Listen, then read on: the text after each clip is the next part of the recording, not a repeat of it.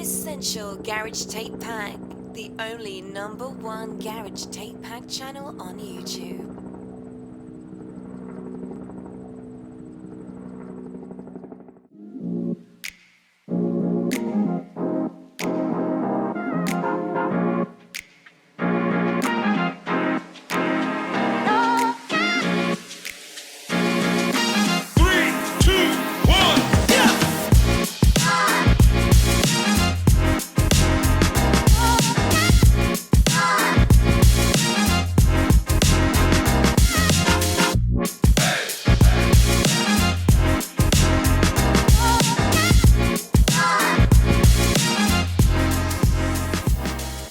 So welcome to another episode of the Unspoken Word Podcast with myself, Shane, on the Essential Garage Tape Pack platform.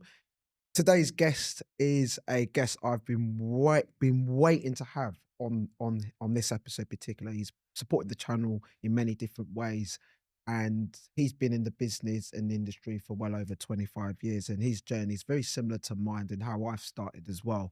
And I'm really honoured to have him on today's episode of the Unspoken Word Podcast. Steve Stritton, how we doing? Yeah, good. Thanks. You Thanks good? to be here. Yeah. Yeah, that's good, man. It's been a while. We've been communicating with each other. Yeah. And obviously you've shared some of our your content on the platform as well. That's it. Yeah. How you been doing these days? Yeah, not bad. Yeah. Keeping well. Yeah. Yeah, keeping well. Definitely, yeah. And of course, you know why you're on the podcast today. We're here to talk about your journey and some unspoken stories. Yeah, that's it. Definitely. So tell us a bit about yourself and your background. Right. So I grew up in a place called Rise Park, which is in Romford. Okay. Went to school around that area. My friends and all that was around that area. Okay. Music wise, my mum always had music on at home on the radio. Okay. Massive collection of tapes on the wall. Yeah. Records as well. Okay. So it was all different music from the 80s, you know, like pop and all that. Okay. So yeah, I've always been around music from young. Okay. Hence probably why I like music so much now, you know? You touched on, of course, mum had a big collection Yeah. as well. So what sort of music? Right. So it was anything from sort of Phil Collins, Genesis, Okay. all sorts of stuff. That just springs to mind. Yeah. But yeah, is it all the pop music and Yeah. a little bit of soul music and, Okay. you know, little bit of dance music in there as well. Okay. So So growing up in Romford, Yeah. what was it like growing up in those times? yeah, it was pretty good. Yeah. Skate park down the road, not too far from us. So we'd all go in a convoy on our BMXs and go down there and Were you any good? 360s. Ouch. Better than me Just then. about. Just about. Yeah. Yeah, just about. Yeah. Oh, that's But so that was a thing we was really into, but it was kind of that and music, okay. you know, split between the two when we were young, you know. Okay. So. So how did you get into music, and what sort of styles were you that you sort of had fond memory of whilst growing Right. up? So because there was always music in the house and whatever, you know, I had computer games and that, but Okay. as where people were playing computer games, I was more so listening to music. So I was always going through the dial. Oh. So obviously I listened to like Capital FM and things like that. Mm. But you know, you might stumble across pirate stations, whatever, dance music, you know. Okay. So yeah, all different styles of dance music, really. Okay. And you touched on sort of through a few pirates. So during sort of mid to late 80s, that sort of early 90s sound period, were you listening to any pirates at that point or any mainstream? Right. Sorry. Yeah. So late 80s, Yeah. I was listening to stuff like Bobby Brown and Milli Vanilli, albeit Milli Vanilli didn't sing the song. So I was, you know, but I like that kind of Bobby Brown, loved it. Right. So we're talking New Jack Swing. Yeah. Right. Okay. But at the time I didn't know it was New Jack Swing. I just liked what I heard. But Yeah. that was like mainstream. Right. So I like that. And then obviously, you know, like the acid house sort of. Yeah. Well, obviously I was only about 8 or 9, yeah. Mm. But you know, you see it on the news and everything, all the dungarees and the kickers and the wallabies. So I was like, wow, what's all that sort of thing? Mm. So obviously then stuff like, I don't know, Black Box, Right on Time, what's that? Gone from my head now. Technotronic, Pump Up the Jam. Yeah. Yeah. So that's Dirty Cash. I think that might have been 89 or 90. Yeah. that was more dance music, sort of, or kind of like that sort of stuff, you know. Okay. And it was mainstream, so you could hear it on Capital or Kiss or whatever. Well, not so much Kiss, but Capital, whatever that I was listening to at that time. Right. So I think, yeah, that sort of stuff when I was young. Touching on the likes of Kiss, obviously Kiss being 1990 when it first broadcast, well, legally Yeah. at that point. Were you listening to Kiss? Not really. At that point? Not No. really. Okay. I did know about it, but I didn't really listen to it, if Yeah. I'm honest. Mhm. Okay. I started listening to proper Pirate, Okay. I would say 92, 93. Okay. We will touch on that in a moment. Yeah. But prior to that, you would have been like your radio. I reckon Ones, Capital's Capital's your Capital main- FM, mate. That was what was on in the house. Yeah. So, whatever was playing. yeah, Okay. pretty much. Okay. Yeah. And during that period, as we've just touched on, were you at college or you at Junior school, yeah. junior school? Yeah. Okay. And were anyone amongst your peers had the same passion as yourself at this point? At that age, not really, No. because I was 9, 10 or whatever, you know, I was young. So, Okay. So was this around the time that you decided that you wanted to transition into a DJ? Was that later on? that was later on. That Later was, on? yeah, that was senior school. Okay. So talk us through as to why the early 90s would have been the golden period in London in terms of the music. So you talk a bit about 92 onwards. So talk us through that period of that change of music. So there was different genres out there. The likes of the early hardcore, the drum and bass, the jungle sound, the early sort of house and garage creeping in. So just talk us through a little bit through that period. What was so important about that period of why there was so much going on? Well, I mean, as I say, I stumbled, going through the dial, I stumbled across stations near where I lived, actually. One of them was called Unity. It was on 88.4 FM. Okay. Right, so the guy on there was called DJ Scooby, Right. also known as Mark Rough Rider. Oh. But obviously he wasn't Mark Rough Rider right. at that point. So I don't know if this was 92, 93, I can't quite remember. Yeah. It was hardcore, stuff like that. And it was right near where I lived. Okay. So I could pick it up perfectly. So I used to listen to stuff like that, yeah. Okay. And then one of my friends who lived down my road, Paul the driver, yeah, because later on he was the one that drove everywhere, but he was a good friend of mine, 3 years older than me, yeah. Okay. So one time he said to me, I've got a tape here. So I said, what's this? So it was a station called Eruption, and it was on 101.3 FM. Ah. Yeah. So he introduced me, because that before that I was listening to Unity 884. He gave me the tape of Eruption, and it was a DJ on there. There was 2 DJs like after the advert break. So one of them was from the Demolition Crew called DJ Ruff. Yep. Okay. The DJ on after the ads was DJ Beaky, which then became Wayne Pasha in Garage. Oh. Pleasure Okay. and all that sort of thing. And in actual fact, he ended up on Erotic later on. But so Paul was like, "Have you heard this station?" So then it was like a little while later, it started formed into Jungle, didn't it? That's right. Right. And then massive. Everyone listened to Jungle. You know the story. But I forgot where we're going here. But that was what I was listening to at that time. So that tape was almost like the Holy Grail. Yeah, it's wicked. Right. It was wicked tape. Yeah. I've still got it today. He recorded it, give it to me, and I've still got it in my collection. Yeah. So, yeah. But yeah, it was them kind of stations at that time was what I was listening to. Right. And by that time, I was then in senior school. Okay. Which is then where I started to, and then so now Jungle's come into play. So it could have been around about 94. Right. Okay. So everyone, Cool FM and all that, but I was still listening to Eruption 101.3. Conflict 89.4 was another one I listened to. Okay. Uncle Doug's was on there back then. Oh, right, yes. DJs like that. Yep. So I was listening to that kind of stuff. That was local to where I lived at the time. Okay. Not too far away. Mm-hmm. And one of my good friends, he's died now, but his name was David. Okay. And he brought a flyer in, it was a rose flyer. So it had all the DJs on it, like Jump Jack Frost, Ray Keith, Kenny Ken, MCGQ, 50, Navigator, Moose, all the big guns on this flyer, right? Show me this flyer. It was a 94 flyer. He's chatting away. He said something about being a DJ. I said to him, I'll never be a DJ. I can be a DJ.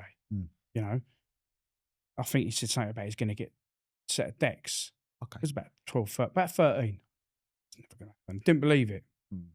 Anyway, he did actually get a set of turntables a little while later. Okay. Belt drives. Right.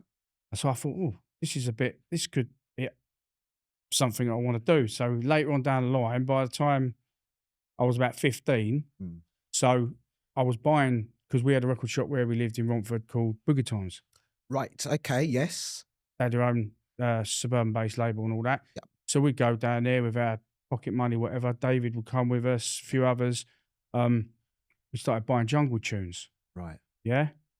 So I had a collection, and then obviously any dance music I liked, because some of it weren't coming out on cassette tape, so you had to buy it on record. Yeah. So my mum had the record players. I said she had records and cassette tapes. So downstairs I'd buy these records and I'd record them to cassette tape to put in my headphones. Yeah, to do paper rounds and all that. Of course. So yeah, I started buying the jungle, and then he put that seed in my head, and then a few years later, I was actually going to buy his ones because he didn't want to do it. He'd then become an MC. Oh, right. Which we'll get to later because he wasn't my MC on radio. Yeah. But he ended up selling them. I was gutted. He sold them to someone else that I knew. I was gutted. But for Christmas that year, and I ended up getting them early, was my first set of turntables in 96. Right. Talent, like late end. They were a Christmas present, but I got them a little bit early. Yeah. Father's Christmas. Yeah. Came out early. Yeah, that's it, mate. So yeah, that's how I got the decks, and I had records before I got my decks. Yeah. So what was your first record that you bought, if you remember? Well, when I was really young, like 7-inch or Send me a few first stuff few like you got. Terence Trent D'Arby, stuff like that it was. Yeah. And when I was really young, Eddie Grant, I Don't Want to Dance. No, I didn't buy it. My mum obviously bought it for me. Yeah. It was 7-inch. Love that song. Yeah. Yeah. Classic. So, and then obviously later on, I started buying the jungle stuff and like Living Joy Dreamer and It's Bomb. All dance, just music, good dance music. I liked the Buckethead. That is that was 95, wasn't it? Yeah, 94, 95? That's 94.5. Yeah, that's on. I got it at Atlantic, but it also come out, I think, on Positiva. Yeah, okay. I've got a few versions of that because I've got a Positiva 10-inch of it, and I've got a King Street. So it's King Street. Yeah, like a white burgundy. It might be. I can't remember because I think it might have been Atlantic. I can't remember, but whatever. Yeah. And one of them was like 15 minutes long, wasn't it? Yes, quite a long edit. Yeah. Kenny Dope put together. Yeah. On that. Yeah. Yeah, 10 or 15 minutes, really long Yeah. tune. So yeah, that was. I had quite a good little collection. Oh yeah, you said. So I think my first sort of dancey stuff was probably Pump Up the Jam. Okay. Yeah, Technotronic. So like later on, you're like 89 or something. Okay, so what record shops did you go to back then, and do you visit any nowadays? Right, so my first record shop was Boogie Times. Okay. 94, 95. Okay. I wasn't a DJ, I was buying the records. Okay. Then HMV was good where we lived, as well in Romford, because the guy there, he was a DJ himself, so he'd get all the good tracks in. I ended up buying the 10-inch press of Scott Garcia's a London thing out of there, believe it or not. We'll touch on that. Yeah. But that was in 97. Hard House Records, really good shop. Hard House Records. Yeah. Okay. Yeah, I remember that Del shop. from Hard House. That was a really good shop. Yeah.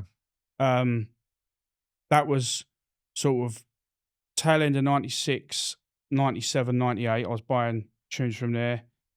Then I think that shut down because they built flats. If I remember rightly, they knocked it down. And there was a track I wanted. It was a True Steppers tune. Okay. And I think one of my mates said, I said, where did you get that track from? He said, Record Box in Gants Hill. So Record Box, rung him up, Gary, his name, Gary Williams. Yeah. And then from that point on, he had that track, and then that was my go-to place. I mean, I went to other shops like Pulse Music, Big Man. Used to buy tunes off him. There's so many, you know. I went in Black Market a few times. Yeah, Black Market. Not often. Yeah. Not often.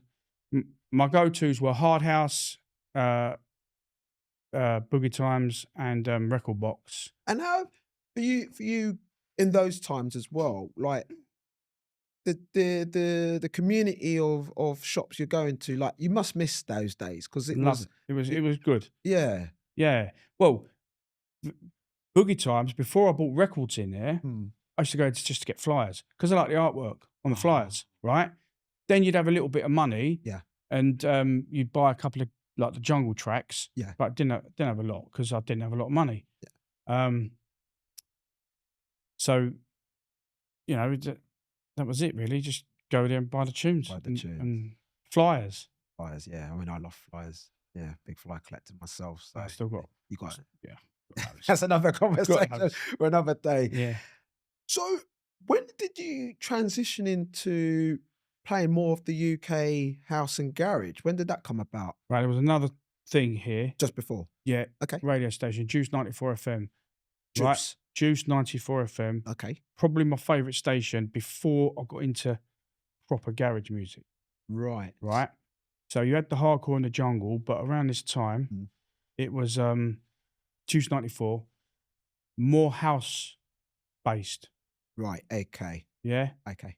But I loved it. It was only on the weekend, really good music, and I think that ceased to broadcast in 97. Right, okay. Could I, just before we touch on that, Yeah. were there any noticeable DJs that were on that stage, or was just... Yeah, there was a few, mate. Okay. Steve Nut Monster is still about today. Oh, One of my favourite DJs. He's actually on Love Life, yeah? Yeah. But back then, Yeah. I was young, too young to be... Well, I wasn't a DJ. I was listening. Yeah, them guys. Dean Alexander, he was, I think, the founder, but he's passed away now. Okay. Jamie Bromfield, there was loads. Jamie Bromfield, there was loads. I think he was a scratcher. Scotty EQ, Scotty Anderson. There was loads of DJs. Martin C. Okay. You can tell I listened to that station a lot. Yeah, of course. But it was like they'd play stuff like Sarah Parker, My Love Is Deep. It was more housey, and I had a nice collection of that. Okay. So if I was a proper DJ back then, I could have well easily got on that station with all the good stuff I had back then. Yeah. Okay. Obviously, I was too young and I wasn't a DJ back then, sort of thing. So because it ceased broadcast in 97? 97, yeah. What happened from there? Obviously there was other stations, and there was another station where I lived called Indulgence FM. Right. Okay. Yeah. Local. You could pick it up really Clear. good. Yeah. So I was listening to that. They were playing a lot of garage. Okay. At that time as well. Obviously you had your Freak FMs and your Girls FMs well before that. I was aware of those stations. Okay. I did listen to Freak and Girls FM, but around that period, for me, it was Juice 94 FM. Okay, fair. Yeah. So, and then, sorry, where were we?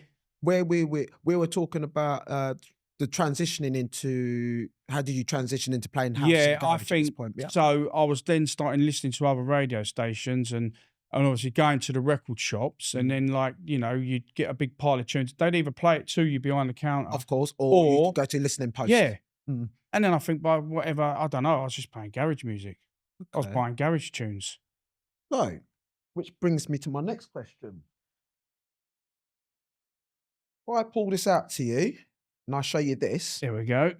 Ramsey and Fenn style. What does that mean to you? Right, so one evening, okay, probably London Underground it was at the time, yeah? Yeah, okay. I was going out with my mates in the evening, but you know, like you go through every now and then in a weekday, not often, but every now and then there'd be a station on.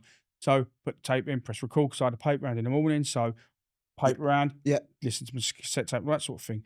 But I remember one day coming, don't know if this was at college or at school, I can't remember, because the time, you got to think this is like nearly 28 years ago, right? Yeah. I had a cassette tape, it had Ramsey and Fenn style on it. Okay. Yeah. But remember, I recorded it the night before, so I didn't listen to it live. Until the next day? The next day. So I was either going to or from either school or college, put it on, got to this tune, and I thought, how underground is that? I've never heard anything like it at that time. Okay. So this one sticks out to me. At this point, was that the vocal or the dub mix? It was, yeah,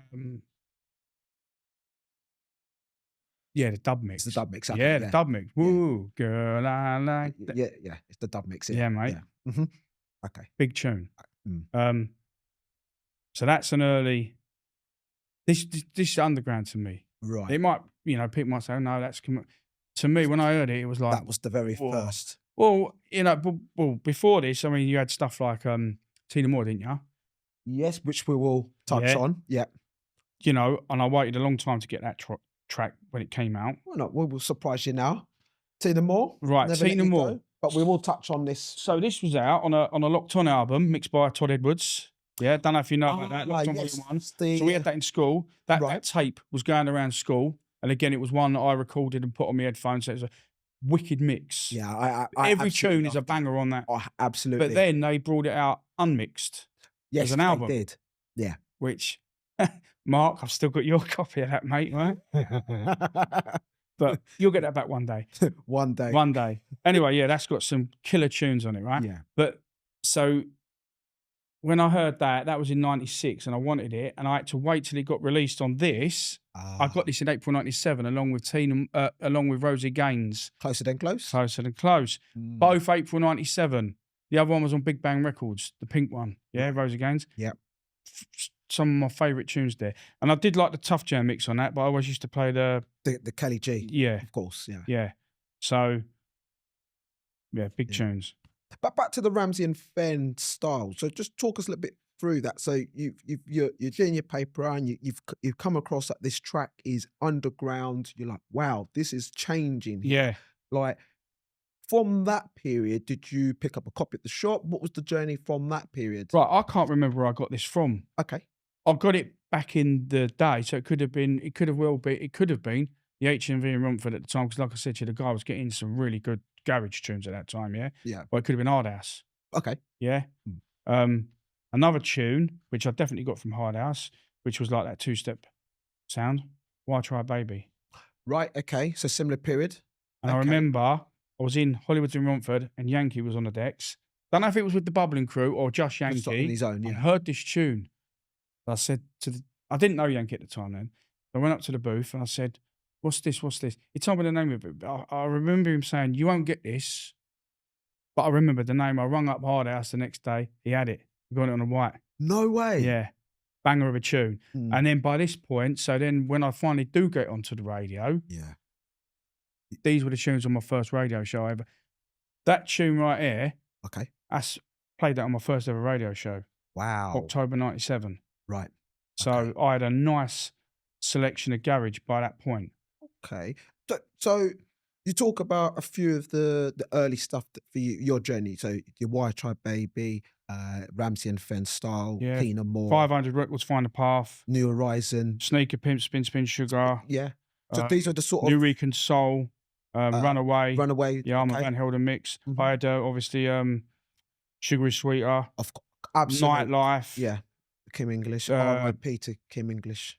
RIP, yeah. Yeah. Yeah, another one. Yeah. Legend gone. Definitely. But yeah, all you get the gist, all the big tunes by this point. So I don't even know how I transitioned from Living Joy Dreamer and stuff like that.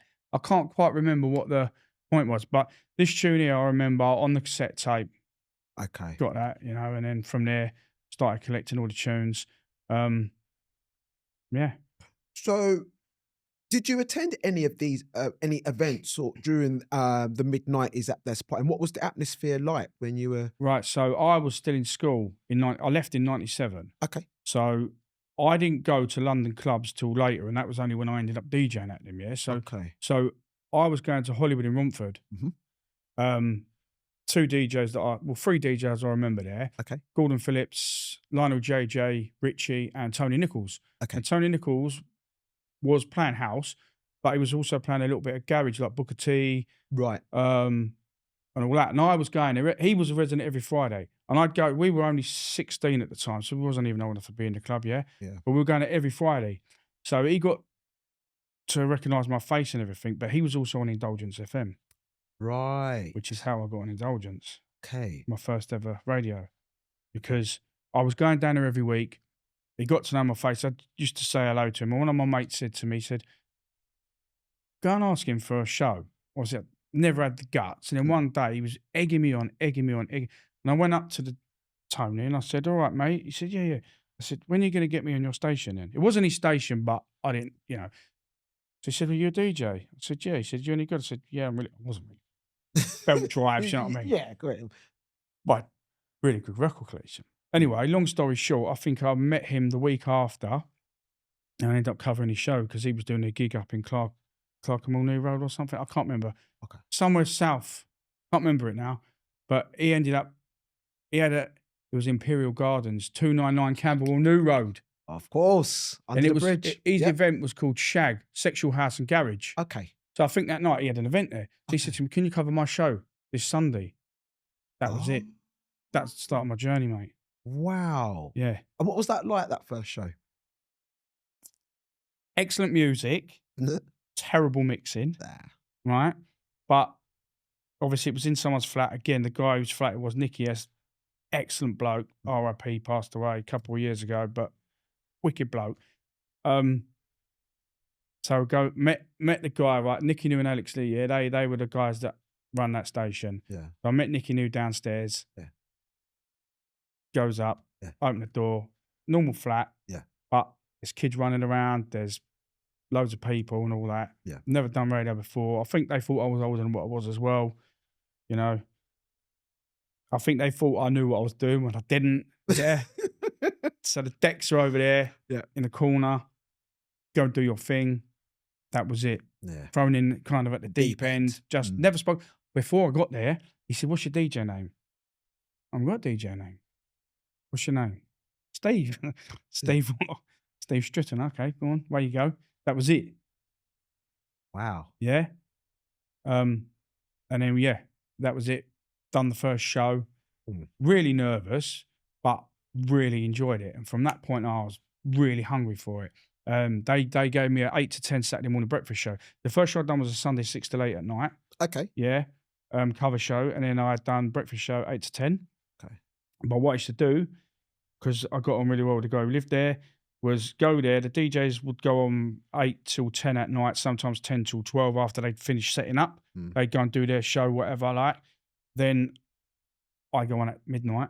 My show was at 8 in the morning. They go all through the night. Wow. Yeah. And sometimes the guy before, the guy on after me, Danny Adams, he wouldn't turn up. And I used to, don't turn up so I can have another 2 hours. Oh. Obviously, we'd repeat songs. And then the guy who lived there, he was buying songs. So I would use his tunes as well. And we'd play B-sides and all. Just all through.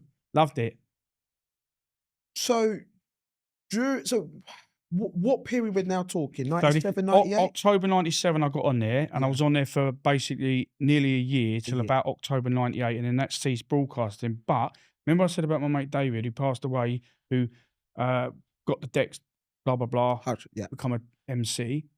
He used to come up there with me. Not often, but on bank holiday, because it was an MC-free zone. Okay. But on special occasions, I used to get him up there. Okay. So there are recordings out there. I can't find my cassette of the actual show that I keep thinking about, but if anyone's got it, I'd love to.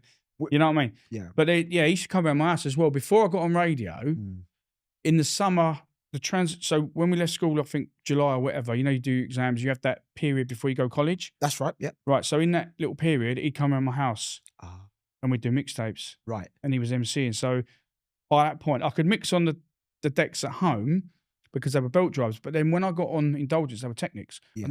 So then it was a whole new learning process. But anyway, by the time he was coming up with me, I could actually mix on these 1210s, and he was doing shows with me. So that was really cool. And you're improving as you're... Yeah, well, the year went by, and even the guy who lived there, he was like, "You've really... improved." Yeah, propelled, like, talking on the mic, confidence, mixing, that station... really cut shape. Yeah, brilliant. Loved it. Yeah. And Alex Lee's still about now. He's now a producer. Well, he was a producer back then, but he's changed names to Chimpism. Still play Alex's tunes now to this day. Yeah. So yeah, that's really cool. So that's Indulgence FM. Okay. We will touch on a bit more about the radio side of things shortly. Yeah. But so just another question before I move on to my next question I had. So you talk about doing sort of what I would call all-nighters. And I know what those are like. I used to do it myself. So I know they're really good. Yeah. Just talk me through 97 into 98 during those early hours. What was the listenerships like? Really good. Really? Yeah. Remember I said about my friend who lived down my road who gave me that first Eruption 101 free tape? Yeah. Yeah. He DJ'd with me as well. And he used to come up there with me. So we used to do all-nighters together. And the phone was really busy because, you'd have like Hollywood nightclub and all that. You'd have people coming out of clubs, right? And then, of course, they're in the car. Or you'd have people going into the clubs. We'd get people from the bagel store calling up and all that. And because at the time we were in Romford, but they didn't know that. Yeah.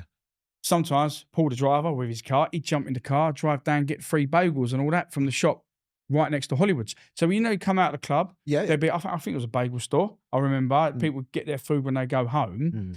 They used to listen. So once, come down, get your free food. I remember him driving down there, grabbing a few like bits of grub and then driving back. It was like, Okay. So really good, very busy in those times. Probably not now, but you know. Yeah. So just going to touch on a couple of questions before we move on a little bit more. Just talking through the golden period of the UK garage. So, of course, the UK garage scene was becoming popular. You're obviously buying into the music. So what sort of events were popular at this point? So the likes of your Sun Cities, etc. Yeah, well, you had all your one night stands and all that, didn't you? Sun Cities, Twice as Nice, I think it was, Juicy, Emotions. Yeah. Mate, the list goes on. Was it Gary? I don't know when it came about, but Garage Nation. It was just massive, wasn't it? It was just. Did you attend any of those outside of? So, let me think. I went to the Juices and the Emotions as a clubber and a DJ. Yeah. One night stand, I only went a couple of times, but I went to some other. Well, they'd done them at Bagley's as well. Okay. Yeah. Again, I DJ'd there because it was in collaboration with Juicy. Yeah. Did you ever go to the ones at the Gas? No. Okay. I know it's legendary. Yeah. I was too young or whatever, and then at that time, I was so focused on playing music on the radio. Yeah. That's what I wanted to do. Yeah. You know, I did play the clubs because that's another thing with indulgence. I think I played my first club at 16. Yeah, in Romford. Yeah. I wasn't even old enough to get in there. So when I got to the kneecaps were shaking and all that, thinking the bouncers ain't going to let me in. But, so yeah, I've never been to Sun City, mate. Obviously I had the tape packs and all that. Yeah. I'm not going to lie, I didn't go. Yeah. But the tape packs for me was enough because when I hear them tape packs, I still imagine when I'm DJing or when I was in a club where I was with all that music playing, it's the same vibes and atmosphere. Another great club what I used to go to was Epping Forest Country Club, Atlantis. Oh, now you're going back. Yeah, George D was a resident there then. I think Paul Creepy Crawley, I think his name was, I can't remember. Okay. Wicked nights there. And then I was lucky enough at times with Juicy to play there and stuff. We will touch on that. Yeah. We will touch on that. You've got the Tina Moore there with you. Can I just touch on something? So in your opinion, okay, now, the reason why I'm going to ask this is because Madness KMA, a little while back, mentioned on his platform, the Garage Report, shout outs to Madness KMA, and what he's doing, or for his work on, of course, for supporting the UK garage movement still. So big up to him as well. He mentioned about what was the first two-step UK garage. Now, everyone's got opinions on that. For me, my opinion would be Tina Moore. Right. Never Let You Go. Yeah. But then it's not a UK base, which some would argue that is or isn't. For me, I think if I think a two-step, I'm thinking a two-step beat. Yeah. The Tina Moore. Others might have anything different. What's your opinion? Well, definitely that was 96. So, because I said to you about Lockdown and all that, right? But you've got to think, like you just said, it's American, isn't it? Yeah. So you got them two, Destiny. Yeah. Yeah. Again, for me, Wild Tribe Baby. Yeah. Very two-steppy. Yeah. Myra My Desire. Yeah. So 97. That's another big tune I remember getting. Yeah. I think we spoke about that on the phone, didn't we? When I heard the DJ play it and he said, this is getting released on the Monday, straight down the record shop. And I got it on official release. But yeah, wicked. And that was a tune that I played on my first ever show as well. Oh, really? Yeah. Oh. There were some really good tunes on that show. It's just a shame about the mixing, do you know what I mean? Bless you. We can always creak, right? Yeah. Okay. So you've touched on a bit about some of the early stations that you've inspired you listened to. Indulgence was the first. Yeah. What other stations? What was the station after that? Right. So it was Erotic FM. Okay. And with that, a girl I went to school with, Laura. Okay. Her sister at the time. Yeah. Well, all through school. Yeah. So I went to school, infant school, junior school, and senior school with her. Yeah. She was a good friend. Her sister in the mid-90s worked in a club called Four Aces, but it was an event there or a night there called Labyrinth. She was a barmaid, right? And the resident DJ, one of the resident DJs at the time was DJ Manic, also known as Steve Courtney. Yeah. Oh. Yeah. So at the time he was on Eruption. Right. playing hardcore and jungle and all that sort of thing. That makes In sense. 95, 93, 94, 95. Sort of that period. Yeah, 96, right up to 97. They was having trouble, whatever. Right. So they started up Erotic FM. Wow. Steve Yeah. and Alan from the Demolition Crew. Yeah. Okay. Long story short, Alan's love was still for hardcore, so he then went back to continue to do Eruption on 94 FM. Okay. Steve stayed with Erotic. 2 months, Indulgence hadn't been on. I was pulling my hair out. I needed to do it. It was something I had to do. Yeah. So Laura said, why don't you just do a tape? I can give it to my sister. She can give it to Steve. Okay. That's what I've done. Well, I actually done demo Eruption 94 on one side. Right. Erotic 1013 on the other. Because I would have done both, mate. Because I told you I had hardcore and all that and jungle from when I was buying it before. So I'd done my demo tape. And back then, no mobile phones. Pager? No. You didn't have a pager? Home phone answer me machine. Yeah? Yeah. So I've gone home, press play. Hello, this is Steve. Message for Steve. Heard your tape. Blah, blah, blah. I want you to start this Sunday, 9 o'clock. Wow. So that was it. That was it? Yeah, mate. Got on the train Sunday morning, 9 to 12. 3 hours? Yeah, mate, 9 till 12, because it was only on weekends. It wasn't That's weekends, right. was it? I remember it, yeah. So I used to kick off, I think, 6 o'clock Friday night. I always remember it being Friday as well. Never during Friday the week. night. No. No. Apart from a few odd ones like Freak in the Week. Yeah. Freaks. Yeah, you'd have your... You know, and then we went, Erotic went on in the week when we were building up to events. Oh. Yeah, to promote juice and stuff like that. What was that? Advertising for the event. You think, yeah? Yeah. Friday through to Sunday, so it might be Monday morning, like it might switch off at 2 a.m. Monday morning, right? Of course, yeah.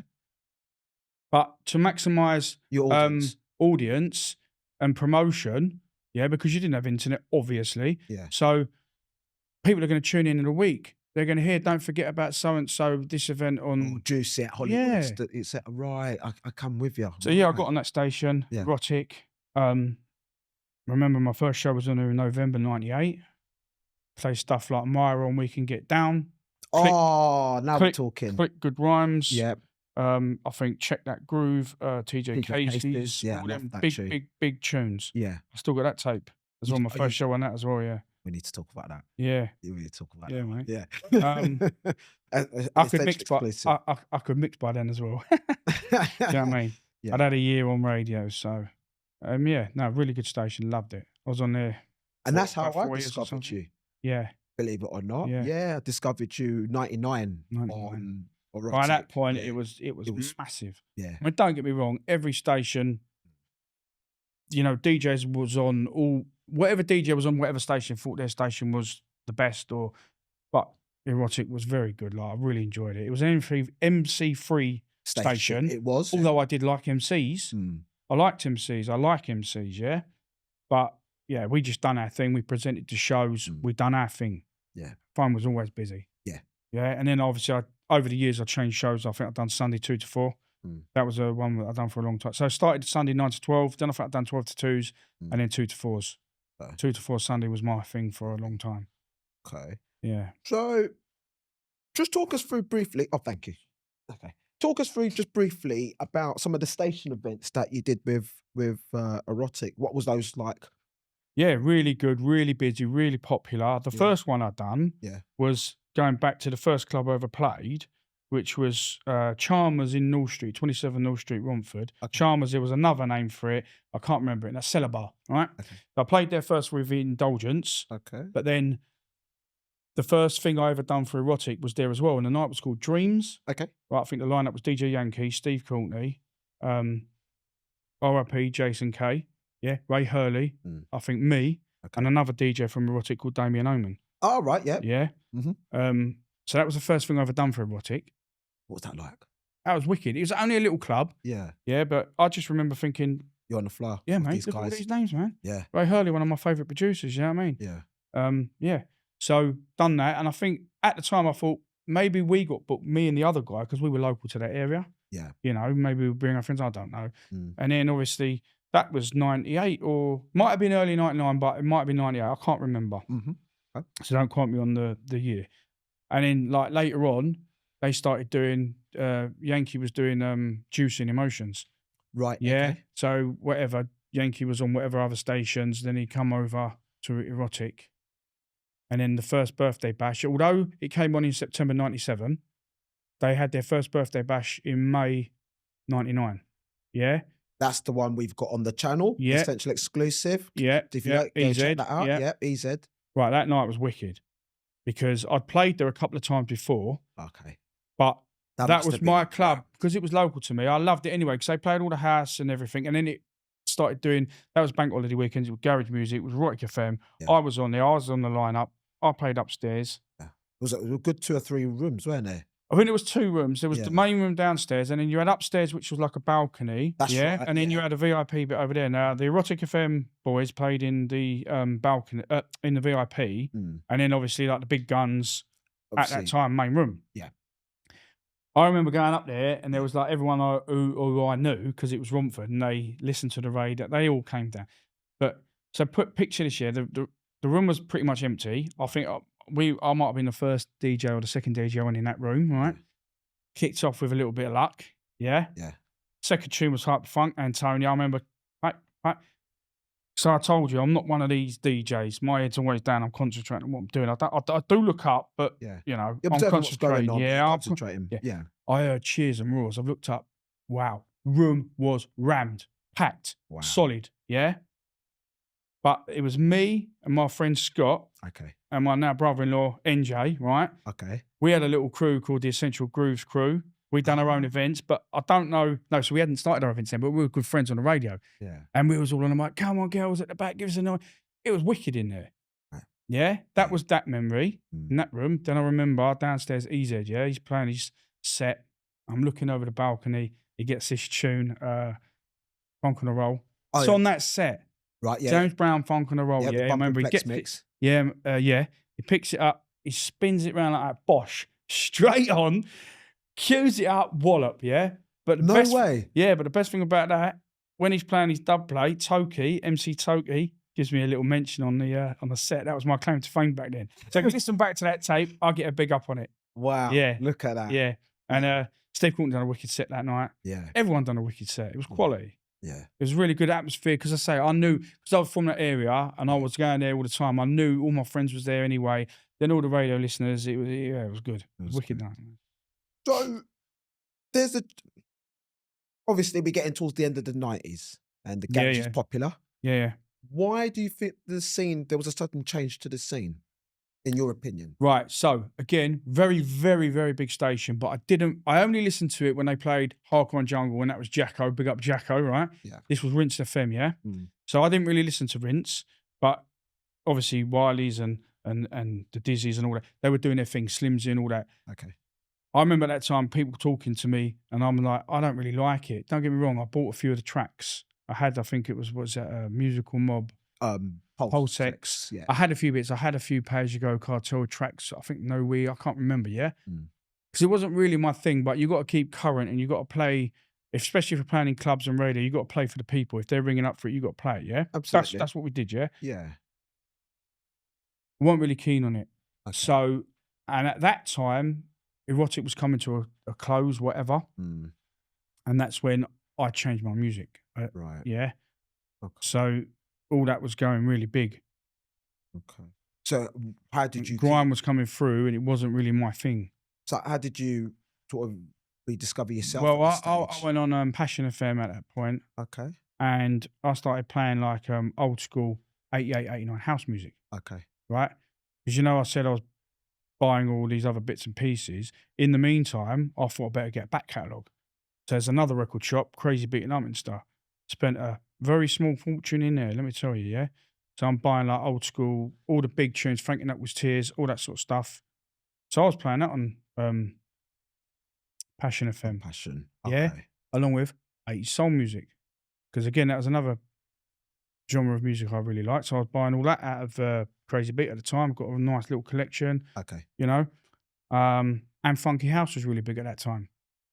Okay. So that was the sort of transition. all the DJs at that point on Passion, I would say, were playing Funky House. Yeah. Yeah, Kimberly Fade, Mm. that sort of stuff. Okay. And I did play it, but I thought, well, I played garage what everyone else was playing at that time. Let me just go back. So that's when I was playing all the old school.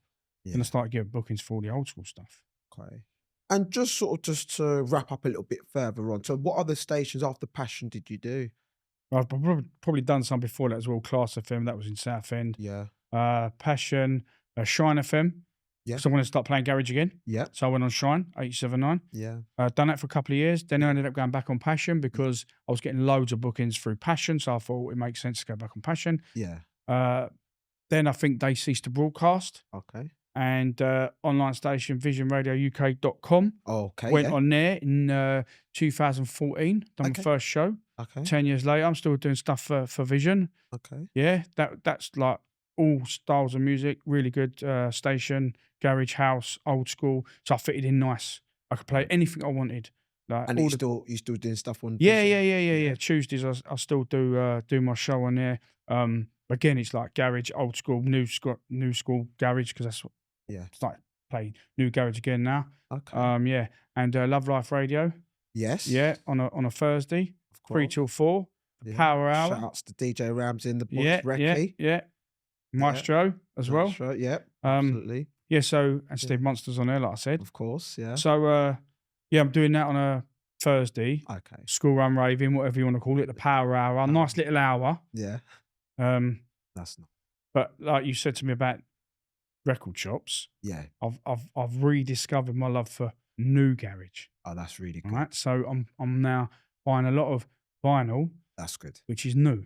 Yeah. Any producers that stands out that you're sort of following at the moment? Well, there's like Amigo dubs. Mm-hmm. They're quite good. Yeah. There's loads of them. Scott Diaz. Yeah, Off the top of my head, because I'm getting back into, because I was playing a lot of old school for many, many years, right? Vision, I was just playing old school garage, old school this, old school that. And then I just started now thinking, hang on a minute, I don't really like USBs and that. You know, you got to play it. Yeah. I like the record, mate. Like, you pick it up, yeah, memories, whatever. The feel of a vinyl. So, yeah. So, DNR vinyl now. Yeah. Obviously stocking all this new stuff. Shout out to Dan from DNR. There you got go. The t-shirt, mate. Got the t-shirt, you know what I mean? Well. Yeah. But yeah, so that's what I'm doing now. Okay. Newer garage. Okay. Yeah. So just to bring the podcast up to a wrap, is there anything that we should be looking out for in 2025? So hopefully, fingers crossed, I've got my own new garage hopefully coming out. I've got a couple of bits with Munchie MC. Oh, wow. In the pipeline. Okay. You know, you never know. It might do well, might not do well, but who knows? Okay. And I'm going to do a once a month, starting January, kicking off with Wire Tribe, my favourite producers. So right the way through to December 2025. Okay. Yeah. So hopefully all vinyl if I can find them through my collection. If I can't find them, it's going to have to be USB mixing, whatever. But the point being, so the 2nd in February, we've got Maxim Sinclair. Okay. Yeah, which is about to True Faith, you know. And then I think we're going to have Antidote Mob Mystic Matt there, a new duo joint back again. What is it? Mob Music. Mob Music, yeah. Yes, of course. So I'm going through all my favourite producers, and that's something to look out for. Oh, right. First week of every month. Okay. That's So going we'll support that on the platform for you as well. Yeah. Let the community know that you're doing that as well, for them to check that out for as well. All right. We're going to bring the podcast up to a wrap. Yep. But normally, Right. just before you go, we ask our guests of some fun fact questions. Right. All right. So in no particular order, okay, Hollywood's nightclub or Time and Envy? Right. Hollywood's for memories of being a youngster club in here, but Time and Envy because I had a residency there as well. So Time and Envy for being a resident, but clubbing for Hollywood, yeah. Okay. Fair play. Which club had the better sound system, if you'd been to either of these? Right. So Ministry of Sound, Camden Palace, or Club Coliseum? Right, so Ministry, there's a funny story with this. I've never been there and I've never DJ'd there. Okay. But when I left school, people used to take the mickey out of me about being a DJ. Right. So when I signed the leavers books, I actually wrote on everybody's thing, see you at the Ministry. One club I've never been, never been to a play that's Ministry. If there is any promoters out there who want to book me for that, make my dream come true, there you go. With the other one, Coliseum, I'd go for because I've played there and DJ'd there that was decent. Only in the upstairs room, but that was Yeah. decent. Okay. Yeah, so All that's right. that. So Club Coliseum. Yeah, Club Okay. Coliseum. Name 2 80s soul or disco tracks that were your personal favourite. Right, there's so many. Mm. But I'm going to go with 2 commercial ones here. Okay. Alexander O'Neill, Criticise. Oh. Yeah, Okay. really like that. Always liked that as a kid. Yeah, Yeah. very commercial, and I've been lucky enough to DJ on the lineup with him as well. So that. Oh, brilliant. Yeah. Yeah. And SOS Band The Finest. Oh, that's a another classic. really commercial one. No, but it's a good track. It's But a good sofa. you think that was remixed in hardcore. Yeah, can't remember. Finest Illusions. Yeah. Yeah. And when I said to you, I rung up Record Box in Gants Hill for a tune. It was True Steppers The Finest. Oh, The Garage 99 mix. Yeah. So yeah, it's got to be SOS Band The Finest, doesn't it? Yeah, it is I love that tune. Yeah. Yeah. So that's that. Okay. All right, fair enough. Yeah. All right. Name me 3 radio stations that you enjoyed listening to, but not a station that you have DJ'd on. Right. So first of all, it's got to be Juice FM 94. Okay. Yeah. Freak FM 101.8. Okay. There are more, but I'm going to go with Magic 90.2. Yeah, Magic was a really Or good. when it changed later on, Pure Magic. Pure Magic, yeah. Yeah, but I used to listen when it was Magic 90.2. Okay. Yeah. No, all right. Last but not least, I like this question. Oh, here we go. If someone was to make a movie about your life, which actor would you like to play you? Oh, wow. Right, so music was always my thing, so I wasn't really an actor thing. Mm. But when I was a kid, I always liked, let me think about this, Arnold Schwarzenegger. Okay. Because he's got the physique like me, innit? You know what I mean? Yeah? Now, my uncle was a bodybuilder, right? And I was always fascinated with my uncle and What Arnie? Arnold, yeah. No, I was just, when I was a little young, I used to say my uncle was like Arnold Schwarzenegger. So that would be really, very, it's nothing like me, but you know what I mean? I know what you mean. Yeah. Steve, it's been a pleasure having you, on the Essential Thank you.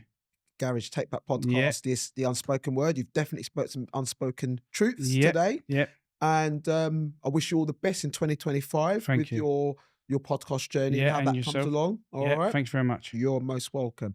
And thank you again, guys, for watching today's episode of the Unspoken Word podcast. Remember, there are going to be other episodes that you can watch, so do find them on the playlist. Do remember to like, share, and subscribe to our channel, of course, and stick the kettle on for another one.